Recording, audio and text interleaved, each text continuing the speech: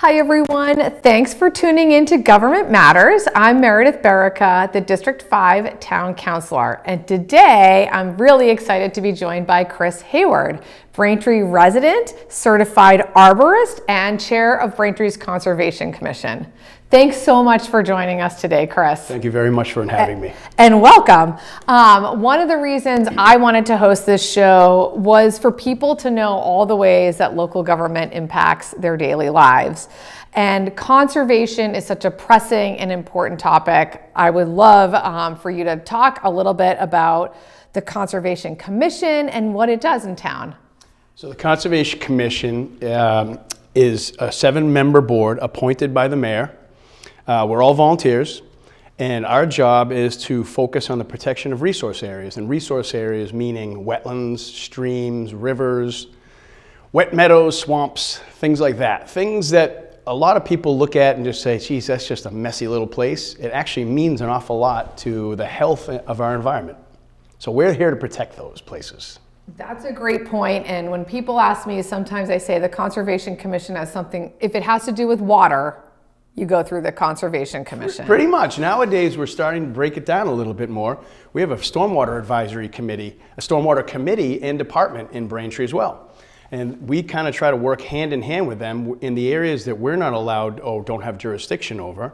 The stormwater committee can come in and work with the DPW, and so that's another water issue that we have. Yeah, especially with a big river running through town. That is a great point, and we know that, you know, with all the rainstorms recently, and there's been a lot of localized flooding. And how does a Conservation Commission? Well, first, probably before we start there, maybe you can talk a little bit about yourself and how you got involved in the Conservation Commission. So earlier in my education, I realized that I wanted to work outside someday, but I didn't necessarily want to be just digging a hole or building a house or something like that. I wanted to be a little bit more involved, and I wanted to really be involved in the environment. So I went to college, and I had 2 professors that had so much passion with what they taught. It was just addictive. My soil science professor, Peter Fletcher, and my wetlands biologist professor, Walter Hewitson. These 2 guys could make anybody love plants, dirt, and it wasn't dirt with Mr. Fletcher, it was soil, it was life. And you would just, wow, this is awesome. So I got into the business of, I was a wetland scientist with Camp Dresser and McKee out of Cambridge for 8 years. And then my son was born, and I didn't want to travel the country as much, so I got a little job with the town of Watertown as the conservation agent and tree warden. And as I was there, they also popped in stormwater advisory committee member and historic preservation agent, and they gave me a whole bunch of stuff. From there, I moved on to the town of Needham, and I was their conservation director. And then I most recently was the tree warden for the city of Quincy. And currently now I'm an arborist with Eversource Energy. That is an awesome history. And also, I always like to point out that the impact of educators on all of us as individuals and our future career paths.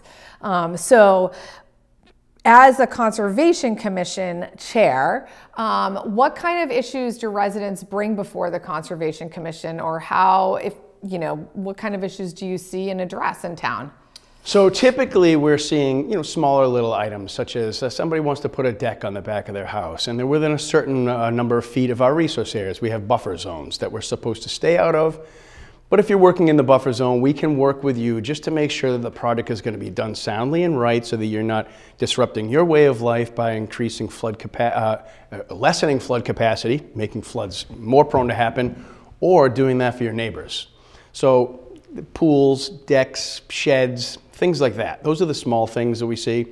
Then we start getting into bigger projects, such as recently the Manatequit River project, the whole rerouting of that river.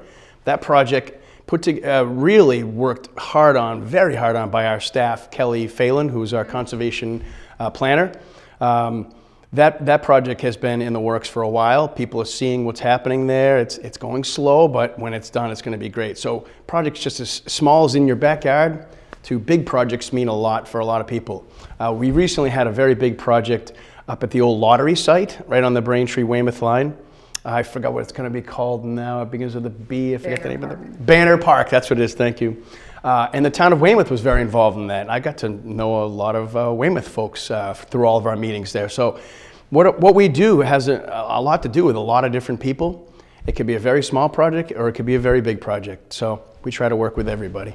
And making sure that we're protecting the resources we have and our water bodies and our wetlands so that we can preserve the importance of our environment. Absolutely. Especially in a busy built up town like Braintree. Absolutely. Yeah. So close to Boston, the metro area keeps expanding, becoming more developed. We really have to remember our green areas, our natural areas. That is a great point. And what do you think are some of the most pressing conservation or environmental issues that are before the town right now, Chris? Pressing issues, I think right now, the health of the Manatequit River, because not only is it healthy for the town, and I don't just mean by the health of the water, because we're not necessarily drinking out of the Manatequit River, but the health of that river, meaning that when we're developing along the banks of this river, that we're making sure that we're doing it in an appropriate way so that we're not constraining that river more and causing problems.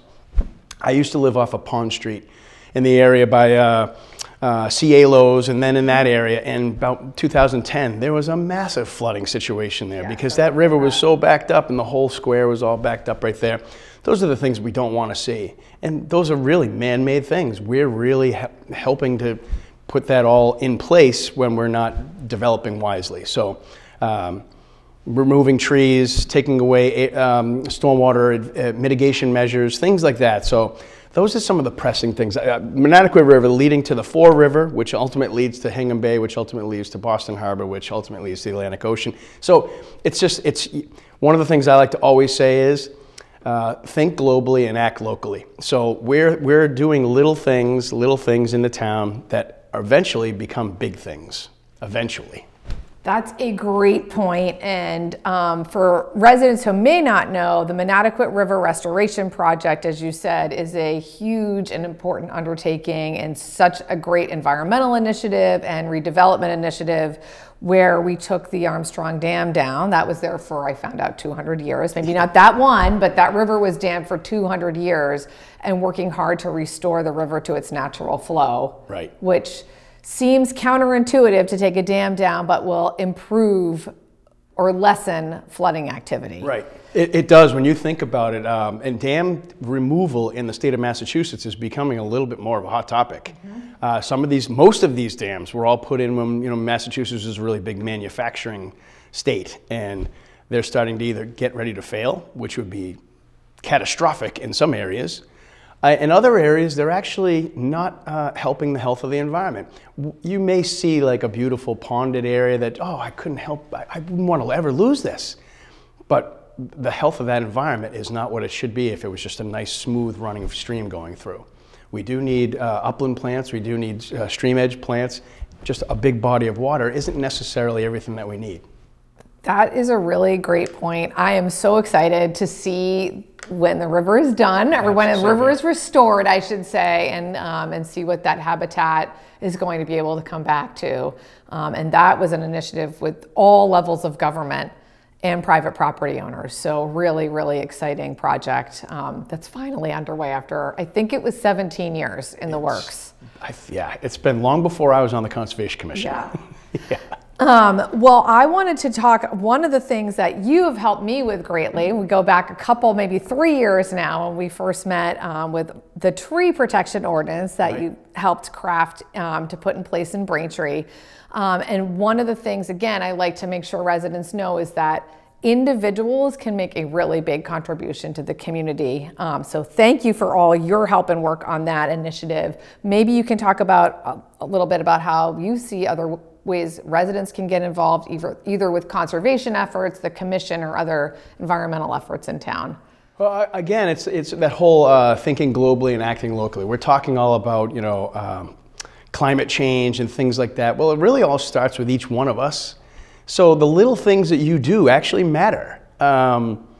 It's so simple. When we were little kids, you'd see the commercials about, give a hoot, don't pollute, things like that. I'm still seeing people just like dumping their trash outside, and that's just not good for the environment. It clogs up gutters, it clogs up streams, it clogs up all kinds of things. So you really just start thinking about like your little world and how you'd like to see it, And then if you do that, it'll expand, it'll be nice because you'll take that mentality with you.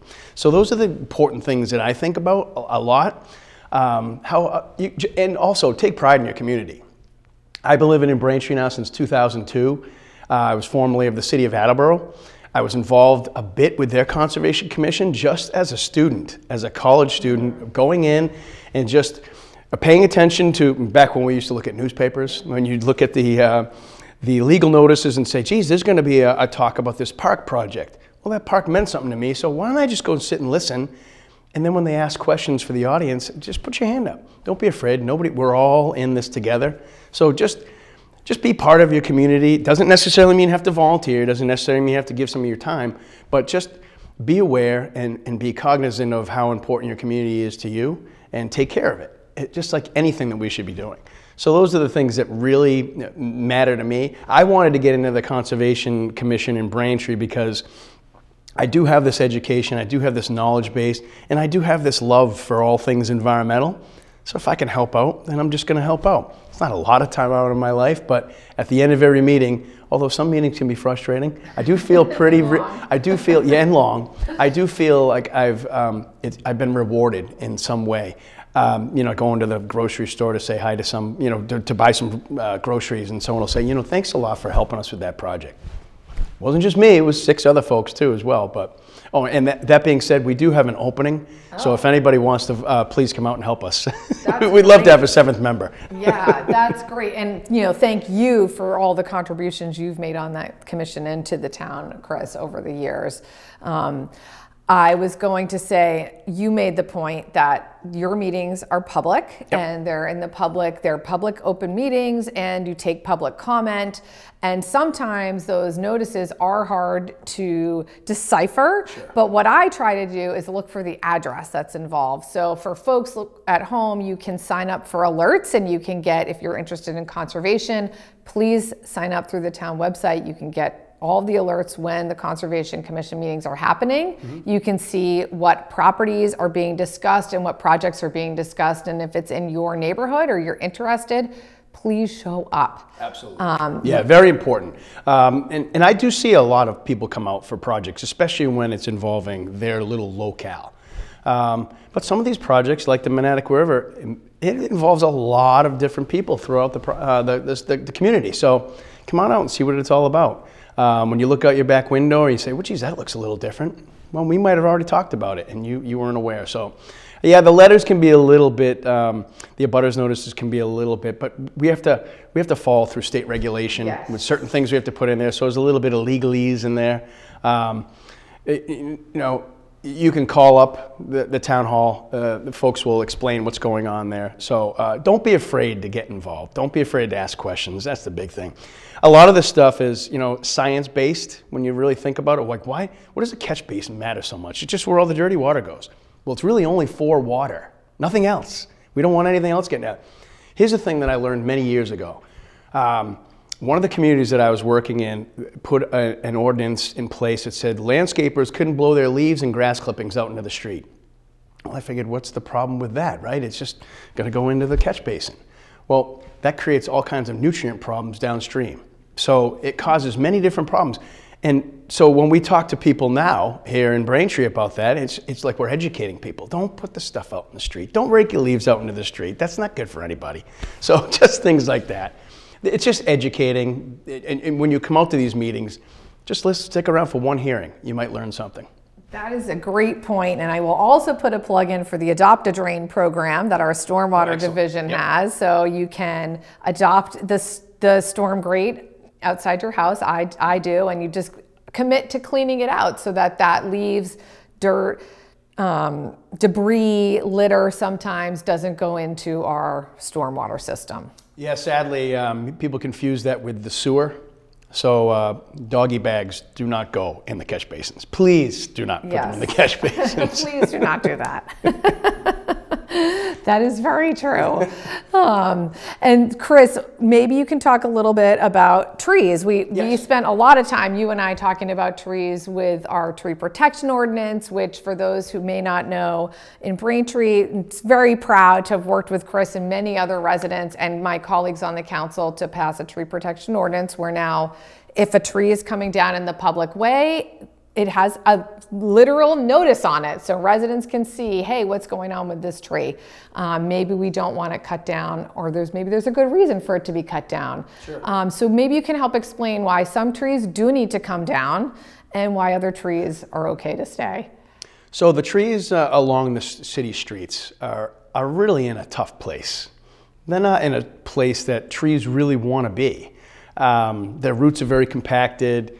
The material that we put on our roads in the wintertime, the salt and the grit and the material from cars going by and the pollution, and so they're not really. So we're not expecting trees to live to their full maturity when we plant them along the street. So sometimes, even though a tree is leafing out, it may have a disease or some type of decay that has to be looked at by someone that understands trees. And then you're checking it for a level of risk. So that's what we have professional staff for. And we have consultants that will come in and help the city and take a look at that. And our DPW folks, they're knowledgeable folks over there about trees. So we really need to protect, if we're gonna put regulations on these to protect them, we ought to make sure that they're not gonna hurt anybody as well. So some of these trees have to come down. Now the ones that you look at, you may look at the tree and say, geez, why does it have to come down? Where I know it has to come down, I'd much rather have a public hearing and discuss this and then take down the tree where we're both on the same page, we both understand what's going on. And then we can look at replanting as well. So we don't want to just take down a tree and just say, okay, well, there'll never be a tree there again. Let's replant and maybe put the right tree in the right place. A smaller tree, or maybe we could do a larger tree. Maybe we could remove some of the infrastructure around here, widen the tree pit along the sidewalk. There's many different things we could do. We definitely need to be replanting where we can. No question about it. And I'm glad you brought that up because that is part of our tree protection ordinance, so that if a tree does have to come down, we have a provision that it be replanted, and look to experts, like you said, with our DPW and other folks to plant the right tree in the right location, because not every tree is well suited for an urban environment. No, unfortunately not. The tree that always comes to mind, and it makes me feel so bad, the big oak tree next to the library. Yeah, the great oak. The great oak. Oh gosh, that tree, I wish I had seen that tree at one point when it was a healthy, just thriving tree. Unfortunately, a tree that big, I always like to refer, some people don't necessarily understand what I'm getting at here, but I like to refer to trees sometimes as human beings.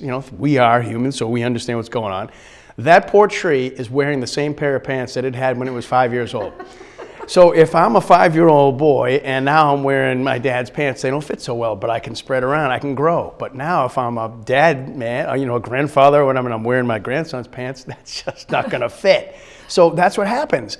The tree got its all roots are all bound up in there, and it's just not healthy anymore. That tree was a great tree for a long time, and now all of a sudden it's just not the right tree in that location.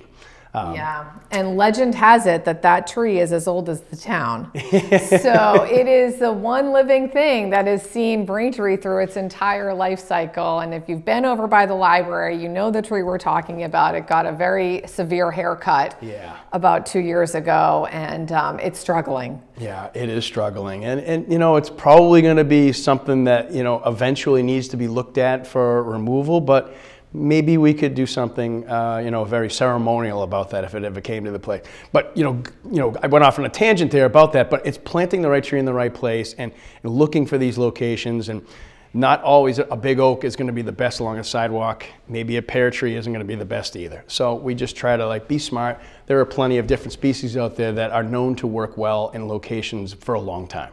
Yeah, that's one other topic I do want to make sure we talk about for residents, which is invasive species and why some things that look like healthy trees and vegetation are actually not good for the planet, and they're not good for our local environment either. And I know there's a big invasive species issues in Pond Meadow Park and probably elsewhere throughout the town. Absolutely. Invasive species mostly, you might hear bittersweet, Oriental bittersweet, American bittersweet. Those are very aggressive climbing vines that will actually kill healthy trees.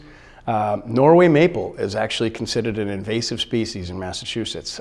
It's a tree that we planted abundantly after the death of all the oaks back during the Dutch elm disease situation.